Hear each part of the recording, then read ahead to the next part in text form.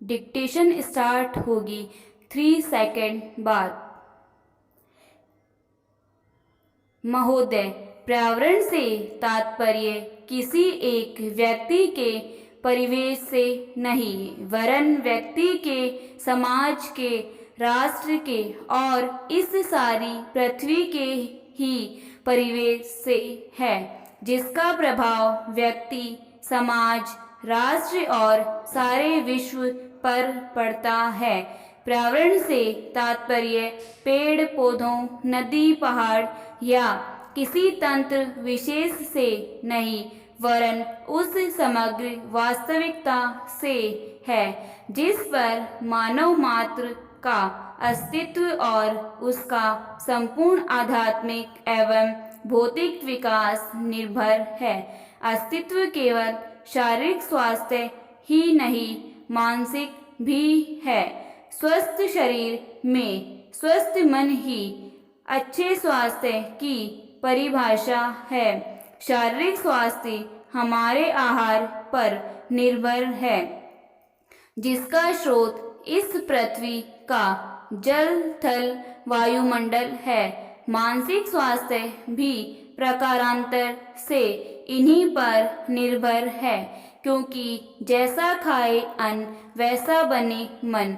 स्वस्थ जीवन पर सबसे अधिक प्रभाव हमारे चिंतन का, हमारी परंपराओं का और उन सभी परिस्थितियों का पड़ता है जो हमारे ऊपर आरोपित हैं या की गई है या की जा रही है। इसलिए पर्यावरण या परिवेश में जल, थल, वायु ही नहीं, बल्कि वे सारे घटक महत्वपूर्ण हैं जिनका कुछ भी प्रभाव हमारे जीवन पर, हमारी क्रियाशीलता पर पड़ता है। जैसे हमारे विचार, हमारे आचरण और हमारी परंपराएं एवं संस्कृति आदि सदा से मानव की आकांक्षा उन्नति और विकास की रही है। जगत का अर्थ ही है गतिमान और गति दोनों और संभव है, उन्नति की और भी और अवनति की और भी।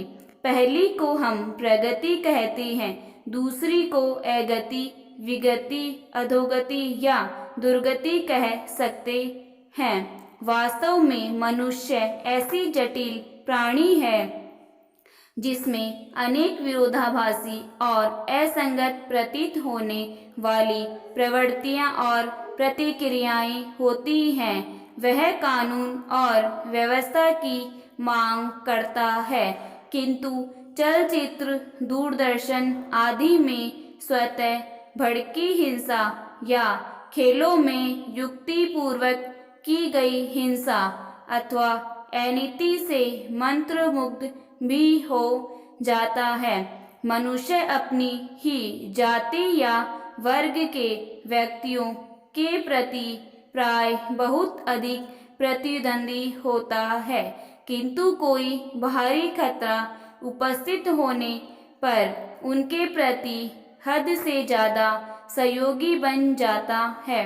वह सड़कों पर या युद्धों में सामूहिक विनाश के प्रति उदासीन रहता है, किंतु किसी खान में फंसे हुए एक व्यक्ति या किसी कुएं में गिरे हुए एक बालक की रक्षा करने के लिए ढेरों साधन जुटा लेता है।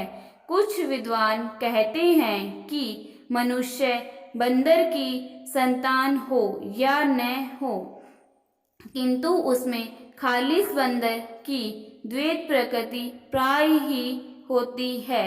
उसमें शाकाहारी बंदरों की भांति वृक्षों में उछल कूद करने की प्रवृत्ति तो होती ही है, साथ ही ऐसे बंदरों की स्वाभाविक जिज्ञासा भी होती है जो अत्यंत संगठित गिरोह में रहते हैं और भांति भांति का मांस खाने में मजा लेते हैं। मनुष्य की ऐसी परस्पर विरोधी इच्छा आकांक्षाओं से निपटना असंभव होता है। फिर भी किसी प्रकार का संतुलित मध्यम मार्ग अपनाना अनिवार्य होता है। यही बुद्धिमानी का रास्ता है। विद्वानों ने मानव की मूलभूत आवश्यकताओं को 5 स्तरों में रखा है। पैरा महोदय, जो एक के बाद एक आते हैं। शारीरिक आवश्यकताएं यथा भोजन, कपड़ा, मकान और आराम जीवन की मौलिक आवश्यकताएं हैं। दूसरे स्तर पर आती हैं सुरक्षा और भविष्य के प्रति निश्चिंतता। इनके लिए मनुष्य भांति भांति की वस्तुओं का संग्रह करता है।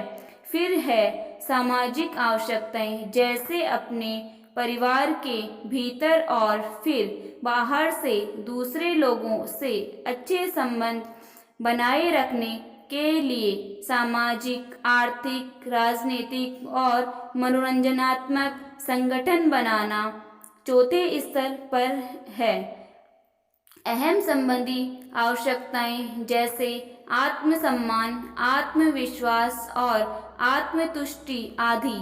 आत्म परितोष अर्थात उन्नति, विकास और ख्याति प्राप्ति की क्षमताओं को साकार करना व्यक्ति की अंतिम और उच्चतम अपेक्षाएं हैं। इन आवश्यकताओं की पूर्ति के लिए मनुष्य अपने आसपास उपलब्ध पर्यावरण का दोहन करता है। जल, थल, वायु ही नहीं, पेड़ पौधों, पशु पक्षी, जीव जंतु तक का उपयोग करता है। सभी शक्तियों का, यहाँ तक कि सबल व्यक्ति अपने से निर्बल व्यक्तियों तक का दोहन करता है, जो शोषण की सीमा तक पहुँच जाता है। इसके लिए भांति भांति की तकनीकें खोजी और अपनाई जाती हैं। प्रौद्योगिकी ने मनुष्य को भांति भांति की आवश्यकता की वस्तुएं अभूतपूर्व प्रचुरता से देकर संतुष्ट किया है और आवश्यकता की सीमा रेखा भी खिसकाई है। विलासिता और सजावट की ऐसी सामग्री भी दी है जो अब बहुत कुछ आवश्यकताओं में गिनी जाने लगी है। स्वचल वाहन, दूरदर्शन, धुलाई मशीन, सफाई मशीन, सिलाई मशीन, स्टोव, चूल्हे, मिक्सी, फ्रिज आदि आदि अब बहुत से लोगों के लिए अनिवार्य आवश्यकता की कोटि में आ गई हैं। तकनीकी और औद्योगिकी से यह सब संभव हुआ है, किंतु एक ऐसा अल्प वर्ग भी है जिसके लिए विलासिता आवश्यकता की कोटि में आ चुकी है। विज्ञान की जन समुदाय के लिए तो मौलिक न्यूनतम आवश्यकताएं भी विलासिता ही बनी हुई हैं। औद्योगिकरण के सहारे मनुष्य ने जितना भी विकास किया है उसे वह उन्नति कहकर संतोष करने लगता है और अपनी द्वैत प्रकृति के कारण यह ध्यान नहीं देता कि इस विकास से वर्ग भेद पनपा है। अमीरी गरीबी के बीच की खाई चौड़ी हुई है। जो व्यक्ति मानव की समानता, समाजवाद या साम्राज्यवाद के गीत गाता है, वही अपनी द्वैत प्रकृति के कारण अपने पर्यावरण यहाँ तक कि मानव के भी शोषण के नए नए तरीके खोजता है। यह शोषण बलात्कार की सीमा तक पहुँच गया है। मनुष्य ने अपनी बुद्धि का प्रयोग किया, फलस्वरूप भांति भांति का औद्योगिकरण हुआ और जल, थल, वायु सब प्रदूषण के शिकार हो गए।